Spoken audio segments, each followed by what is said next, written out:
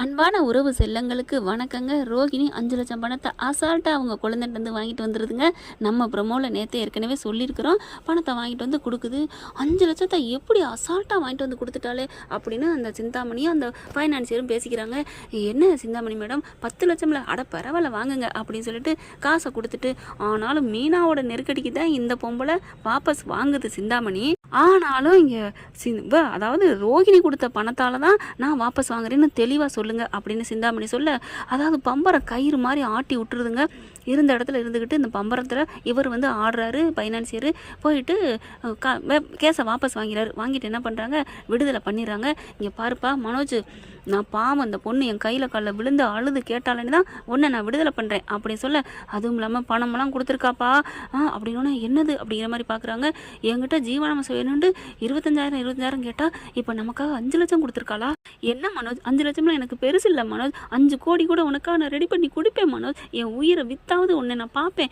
உனக்கு புரிஞ்சிக்க முடியலையே, அந்த புரிஞ்சுக்கிறதுக்கு தன்மை ஆண்டவன் எனக்கு ஒரு வழி கொடுத்துருக்கான் உன்னை காப்பாற்றுறதுக்கு, வா மனோஜ் அப்படின்னு சொல்ல ரிலீஸ் பண்ணிடுறாங்க. கேஸை வாபஸ் வாங்கினதுனால மனோஜும் ரொம்ப தேங்க்ஸ் ரோகிணி அப்படின்னு சொல்கிறாங்க. இவங்க 2 பேரும் வெளியே வர நம்ம முத்து மீனாவும் கடைசியாக வராங்க. நல்லது செய்கிறவங்க எல்லாமே கடைசியாக தராங்க தெரியும். ஆனால் பார்க்குறாரு மனோஜ், பாத்தியாடா என்னை எடுத்தீங்களா வெளியில் பாரு, இப்போ ரோகிணினால நான் வெளில வந்திருக்கேன். அடப்பாவி, அவளால் தானே எல்லாமே உள்ளர போனது, அது தெரியாமல் ரொம்ப பேசுகிறாரு. இங்கே பாடுறா அப்படிங்கிற என்ன பாடுறாங்கிற அப்படின்னு மனோஜ் எகுறாரு முத்துவை. இங்கே பார், உங்கள் மூஞ்சில் யார்லையும் முழிக்க விரும்பலை, எல்லாம் நீங்கள் பண்ணதாண்டா. அந்த சிந்தாமணிக்கு நீங்கள் குடைச்சல் கொடுத்தீங்க, என்ன கம்ப்ளைண்ட் பண்ணி உள்ளர வச்சுட்டா. ஏண்டா இப்போ கூட உனக்கு கையெழுத்து போட்டு போர்ட்ரெண்டி பண்ணி வேலை பார்த்தது உனக்கு தப்புனே தெரியலையாடா? தெரில. இனிமேல் நான் உங்கள் வீட்டுக்கு வர மாட்டேன், உங்கள் பங்கு வேணாம், சொத்து வேணாம், நான் போகிறேன் அப்படின்னு சொல்லிட்டு ரோஹிணி நீ வா ரோஹிணி அப்படின்னு ரோஹிணியோட போயிடுறாரு. சிந்தாமணி பார்க்குது. சூப்பர் அப்படின்னு சொல்லிட்டு, என்ன ரோஹிணி கண்ணு நான் பண்ணது உனக்கு நல்லது தானே, ரொம்ப தேங்க்ஸ் ஆண்டி, நீங்கள் மட்டும் இல்லைன்னா என் மனோஜ் எனக்கு கிடச்சிருக்காது, பரவாயில்ல அப்படின்னு சொல்ல, சரி விடு, அவனுக்கு இன்னும் 5,00,000 கொடுக்கணும் அப்படின்னு சொல்கிறாங்க. ஆண்டி உங்ககிட்ட ஒரு விஷயம் பேசணும், சொல்லுமா, நான் தனியாக பேசணுமே, வா அப்படின்னு சொல்லிட்டு தனியாக கூப்பிட்டு வச்சு பேசுகிறாங்க. இங்கே பாருங்கள், இப்போ அந்த வீடு எவ்வளோ கொடுக்கணும், என் 48,00,000 கொடுக்கணும், அந்த காசை நான் கொடுத்துட்டா அந்த பத்திரத்தை என்கிட்ட கொடுத்துருவீங்களா அப்படின்னு சொல்ல பார்க்குறாங்க. 2 பக்கெட்டும் ஆட்டையை போட வேண்டியதான் அப்படின்ட்டு, ஏன் கண்ணு உனக்கு பணம் ரெடி பண்ண முடியுமா என்ன? கண்டிப்பாக முடியும், நான் தர்றேன் உங்களுக்கு, அந்த பத்திரத்தை எனக்கு தரணும் அப்படின்னு சொல்ல, எல்லாரும் கையெழுத்து போட்டு கொடுத்துருக்காங்களே அதை பூரா என்கிட்ட கொடுத்துருங்க. சரிம்மா நீ கொடு, காசை கொடு, நான் தந்துடுறேன் அப்படிங்கிறாங்க. முதவே ஒரு 10,00,000, இப்போ ஒரு 5,00,000, இன்னும் ஒரு 48,00,000. வீடு கிடைக்காட்டியும் பரவாயில்ல, கூட லாபம் கிடைக்கிது, நம்ம கொடுத்தது என்னமோ 20-30 தான், லாபம் டபுள் மடங்காக கிடைக்கிதுன்னு சந்தோஷப்படுது. வீட்டுக்கு போன கையோட எங்கே ரோஹிணி போயிட்டு வந்தேன், அந்த வீட்டை எப்படி மீட்கிறதுன்னு போய் பேசிட்டு வந்தேன், என்ன பேசிட்டு வந்தேன் அப்படின்னு கேட்க மனோஜ்கிட்ட சிந்தாமணிகிட்ட பேசினேன் எல்லாத்தையும் சொல்கிறாங்க. சிந்தாமணியை பார்த்து இப்படிலாம் சொல்லிட்டு வந்தேன்னு சொன்ன கையை பிடிக்கிறாரு. ரோஹிணி என்ன ரோஹிணி உன்னால் முடியுமா, எப்படி முடியும் அப்படின்னு சொல்ல, முடியும் மனோஜ் முடியும், உனக்காக நான் என்ன வேணாலும் பண்ணுவேன், இப்போ புரியுது மனோஜ், நீ என்கிட்ட பொய் சொல்லிட்டேங்கிற கோவம் தான், மற்றபடி வேறு எதுவுமே இல்லை, நான் உன்னை எவ்வளோ லவ் பண்ணேன் தெரியுமா அப்படின்னு மனோஜ் சொல்ல, எனக்கும் தெரியும், அதனால தான் உன்னை நான் விடாமல் பிடிச்சிட்ருக்கேன் அப்படி சொல்ல, நீ பொய் சொல்லாத, நீ எங்கே என்னை விடாமல் பிடிச்ச, ஏன் மனோஜ் இப்படி சொல்கிற, ஆமாம் உன் கையை நான் தானே இப்போ பிடிச்சிக்கிட்டு இருக்கேன் அப்படின்னு சொல்ல, ரோஹிணி கீழே குனிஞ்சு பார்க்குது. போ மனோஜ், இந்த நேரத்தில் கூட எனக்கு நீ ஜாலியாக பேசுகிற, எனக்கு ரொம்ப பிடிச்சிருக்கு, இதுதான் உன்கிட்ட எனக்கு பிடிச்சது அப்படின்னு கட்டி பிடிச்சிக்க, உடனே ரோஹிணின்னு கட்டி பிடிச்சிக்கிறாரு.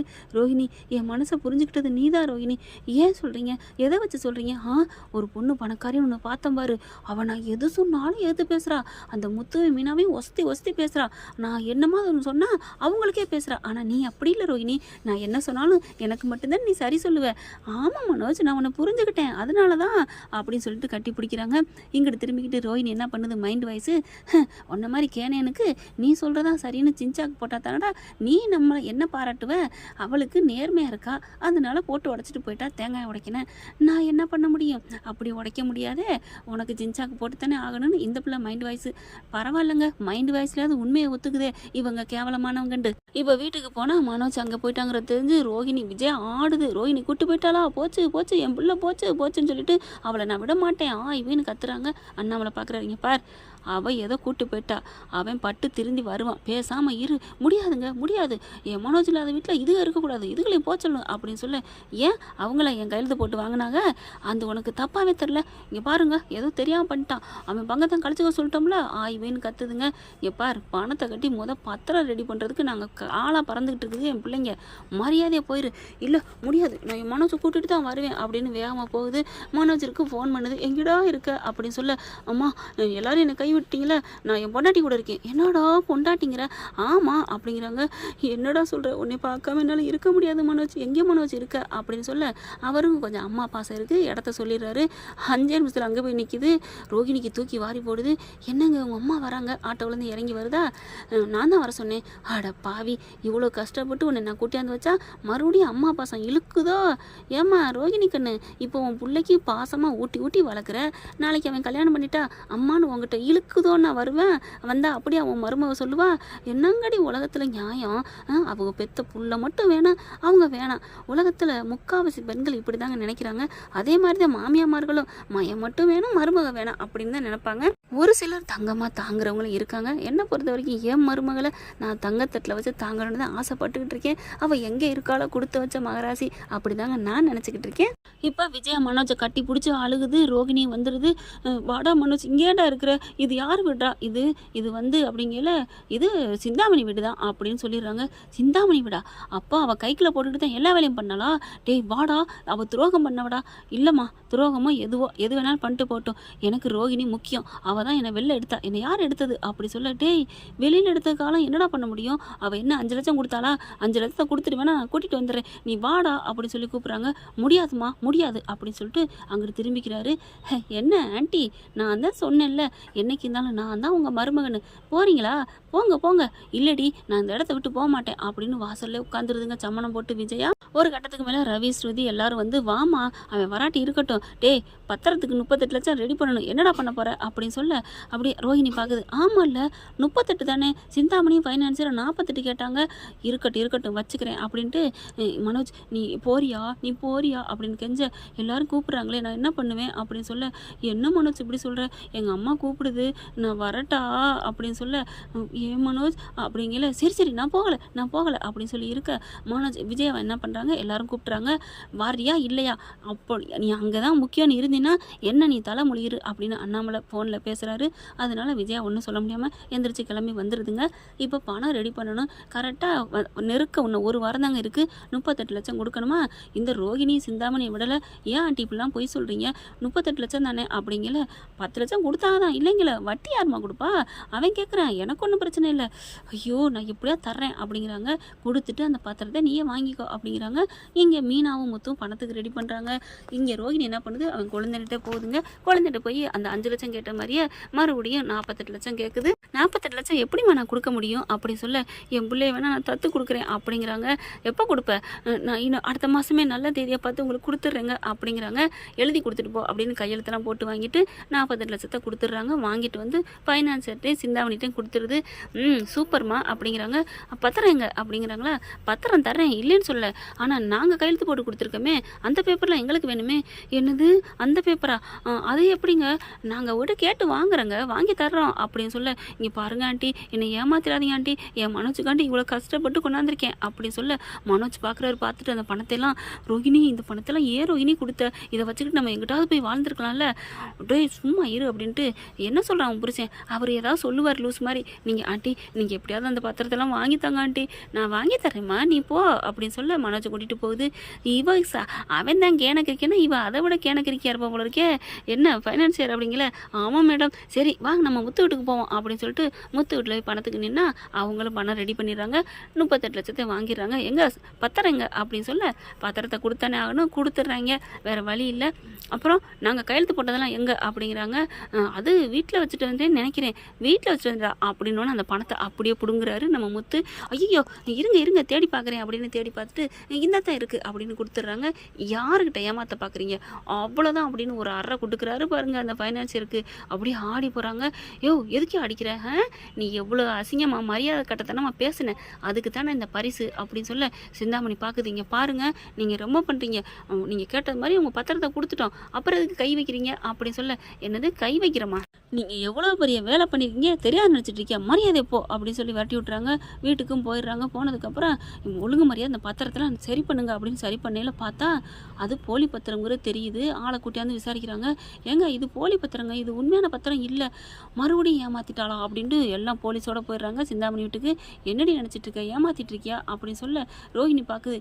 என்னது அங்கிட்டும் பணம் வாங்கியிருக்கா, நம்மக்கிட்டே வாங்கியிருக்கா, 2 பக்கட்டும் ஏமாத்த பார்க்குறாளா அப்படின்னு சொல்லிட்டு அதுக்கு தலையே சுற்றுது ரோஹிணிக்கு. அதெல்லாம் முடியாதுங்க, பத்திரத்தை கொடுத்தாச்சு, காசை கொடுத்துட்டீங்க, நாங்கள் கொடுத்துட்டோம், அவ்வளோதான் அப்படின்னு சொல்லிட்டு கிளம்பி போயிடுறாங்க. வீட்டுக்கு வந்துடுறாங்க. இப்போ என்ன பண்ணுறது ஒன்றும் புரியலை. மீனா பார்க்குது. நீங்கள் ஏன் பயப்படுறீங்க, நமக்கு தான் அவங்க வீட்டிலே ஒரு ஆள் இருக்கே, என்ன சொல்கிறேன், நம்ம ரேகா இருக்குல்ல, காலை போடுங்க அப்படின்னு சொல்லிட்டு கால் பண்ணுறாங்க. எல்லா விவரத்தையும் சொல்கிறாங்க.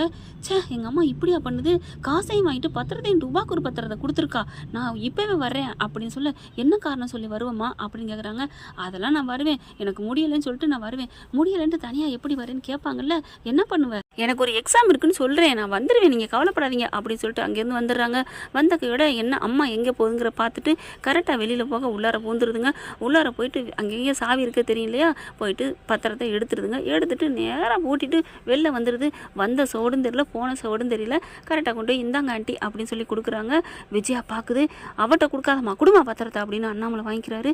விஜயா என்னங்க பத்திரம் அப்படிங்கிற பார்க்குறாங்களா, இதுதான் ஒரிஜினல் பத்திரம் அப்படின்னு சொல்லிட்டு என்ன பண்ணுறாங்க, என் உயிரையே கொண்டு அடமானம் வச்சுட்டியே, நல்லா இருப்பியாடி பாவி அப்படின்னு சொல்லி விஜயாவை திட்டுறாரு. இல்லைங்க என்னை மன்னிச்சிருங்க அப்படின்னு சொல்லிட்டு ரேகாவை பார்க்குறாரு.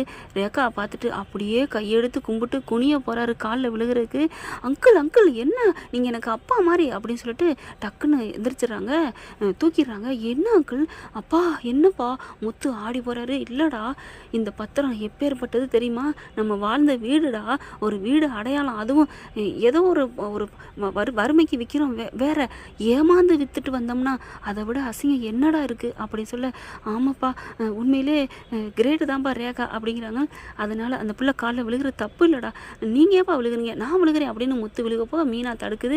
நீங்கள் விழுக வேணாம், நான் விழுகிறேன் அப்படின்னு சொல்ல, விடுங்கடா, ஆளுக்கு பாசத்தை காமிக்கிறீங்களா, விடுங்க அப்படின்னு சொல்லிட்டு அண்ணாமலை தடுக்கிறாரு. ரேகா என்ன பண்ணுது, ஐயோ நான் உங்கள் வீட்டு பொண்ணு, அப்பா என்னப்பா, முத்து அண்ணன் எனக்கு அண்ணன், சத்யாவனை கல்யாணம் பண்ணிட்டா இவங்க எனக்கு அண்ணி, இவங்க அண்ணன், நீங்கள் எனக்கு அப்பா, அப்படிலாம் பேசாதீங்க, அப்பா விட்டு சொத்தை நான் விட்டுருவேனா என்ன அப்படி சொல்லிட்டு அதுக்கப்புறம் நான் போகலை, எங்கள் அப்பாட்டே நான் போராட போகிறேன், கல்யாணத்தை இங்கே இருந்து பண்ண போகிறேன், அம்மானால் பாதிக்கப்பட்டவங்க எல்லா பத்திரத்தையும் எடுத்து அவங்கவுங்க வீட்டுக்கு கொடுக்க போகிறேன், அதுதான் என்னோட வேலை அப்படிங்கிறாங்க. அப்படி சொல்கிற என் தங்கம் அப்படின்னு சொல்லிட்டு என்ன பண்ணுறாரு முத்து, அப்படியே நெத்தி வர்றாரு ரேகாவுக்கு. விடுங்கண்ணே, இதனால என்ன இருக்குது, இல்லைம்மா எனக்கு ஒரு தங்கச்சி இல்லேன்னு நினச்சிட்டு இருந்தேன், முன்னாடி ஒரு ஸ்வேதா தங்கச்சி, இப்போ நீ ஒரு தங்கச்சி எனக்கு கிடச்சிட்டம்மா அப்படின்னு சொல்லல, என்னது தங்கச்சி கிடச்சிட்டாளா, அப்போ நான் யார் அப்படின்னு ஸ்வேதா வர, அம்மா உன்னே தான் தங்கச்சின்னு சொல்லிட்டேம்மா, அதான் நான் பார்த்தேன் அப்படின்னு சொல்லல. சரி எங்க மனம் சின்ன வரலையா, அவனை எப்படி கூப்பிட்றதுன்னு தான் தெரியல, பாப்பா பிளானை போடுவான் அப்படின்னு பிளானை போடுறாங்க. என்ன ஃப்ரெண்ட், இப்படியும் போக வாய்ப்பு இருக்கா, பார்க்கலாம் என்ன நடக்க போகுதுன்னு. பற்றி உங்களுக்கு பிடிச்சிருந்துச்சுன்னா பிடிச்சிருக்குன்னு கமெண்ட்ல போட்டுருங்க ஃப்ரெண்ட்ஸ். தேங்க்யூ. இந்த வீடியோ உங்களுக்கு பிடிச்சிருந்தா தயவு செய்து லைக் பண்ணுங்க. இன்னும் அப்டேட்ஸ்க்காக சேனலை சப்ஸ்கிரைப் பண்ண மறக்காதீங்க. நம்ம கிட்ட இருக்க எல்லா சேனல்ஸோட லேட்டஸ்ட் வீடியோ அப்டேட்ஸ்க்காக மேல ரைட் சைடுல காட்டுற லிங்கை கிளிக் பண்ணி வாட்ஸ்அப் குரூப்ல ஜாயின் பண்ணுங்க. உங்களிடம் விடைபெறுவது நான் உங்கள் மெஹர்.